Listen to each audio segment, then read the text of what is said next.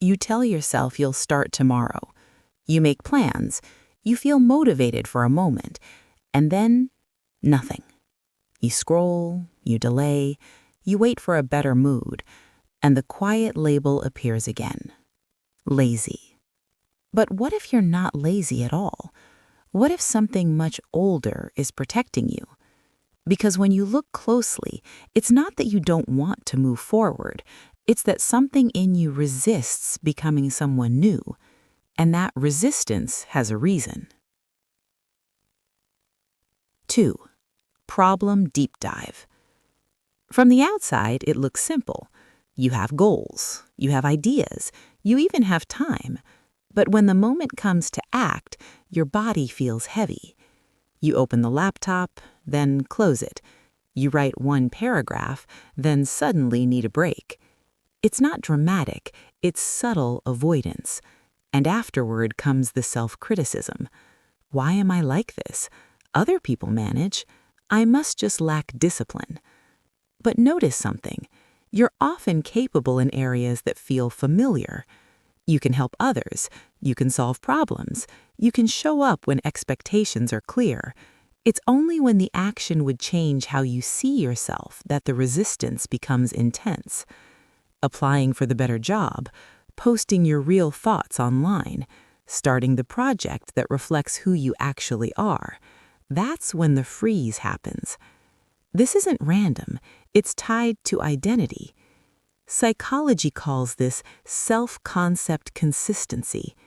Your brain is designed to behave in ways that confirm who you already believe you are, even if that identity is limiting, even if it's outdated.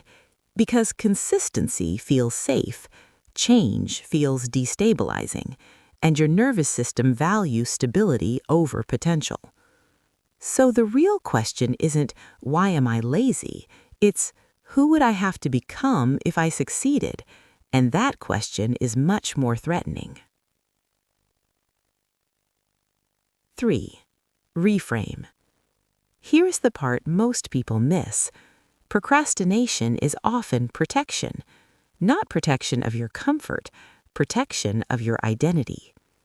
At some point in your life, you formed a stable sense of who you are.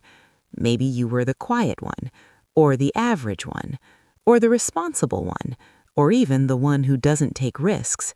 That identity formed under real conditions. It made sense at the time. It helped you belong. It helped you avoid rejection. It helped you survive socially. And now, when you try to step outside of it, your brain doesn't see growth. It sees danger. Not physical danger, social and psychological danger. Because if you outgrow your identity, you also outgrow the rules that kept you safe. And that uncertainty triggers resistance. You're not broken, you're loyal. Loyal to a version of yourself that once protected you. But loyalty can quietly become limitation. So what exactly is happening in the brain when you try to change? 4. Psychological mechanism. Your brain runs on prediction. It constantly asks, what is most likely to happen next? This is called predictive processing. Based on past experiences, your brain builds a model of who you are, what you're capable of, and how people respond to you. That model becomes your identity. Now here's the key part. When you attempt something that contradicts that identity, your brain detects a prediction error. And prediction errors require energy. They create uncertainty, and uncertainty activates threat systems. The anterior cingulate cortex flags conflict. The amygdala increases alertness. Cortisol rises slightly, not enough to panic, just enough to stall. You interpret that discomfort as lack of motivation, but biologically, it's identity friction. Here's a simple mental model. Imagine your identity as a thermostat. It's set to a certain temperature, a certain level of success, visibility, risk. When you move beyond that range, the system activates to bring you back. Not because growth is bad, but because stability feels safer than expansion. So you delay, you distract, you shrink your goal, and afterward you call it laziness, but your brain calls it regulation. Now the real shift becomes clear. You don't need more motivation, you need to update the thermostat, and that requires a different approach. 5. Practical framework. This isn't about forcing productivity, it's about gently expanding identity tolerance. Here's how. Step 1. Shrink the identity gap. What to do? Instead of asking, "Can I become successful?" ask, "Can I become slightly more capable than yesterday?" Why it works. Large identity jumps create strong prediction errors. Small shifts create manageable ones. The brain tolerates gradual updates better than dramatic ones. Real-life example. Instead of launching the entire project, you outline one idea. Your identity shifts from "I don't do this" to "I sometimes explore this."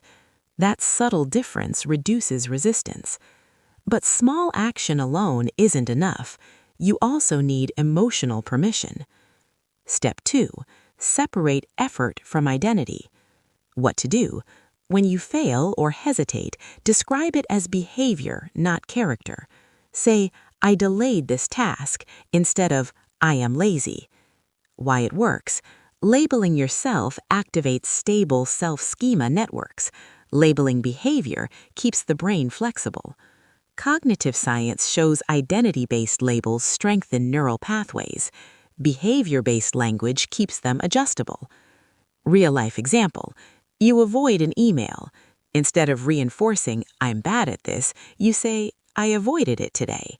That small shift keeps identity open, and openness reduces defensive resistance. Step 3. Expand in safe contexts first. What to do? Practice being your future self in low-risk environments. Why it works. Exposure therapy principles apply to identity. Gradual exposure reduces threat response. If success feels unsafe publicly, practice privately. Real-life example. Write honestly in a private document before posting publicly. Speak confidently in front of a mirror before speaking in a meeting. Your nervous system learns the new behavior without social threat, and once it feels familiar, it feels less dangerous.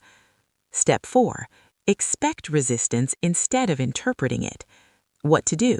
When discomfort appears, say, "This is identity expansion." Why it works. Reframing reduces amygdala activation. The brain reacts less strongly when a sensation is understood. You stop fighting the feeling, and when you stop fighting it, it passes faster. Real-life example. You feel heavy before starting. Instead of quitting, you recognize it as transition stress. You begin anyway.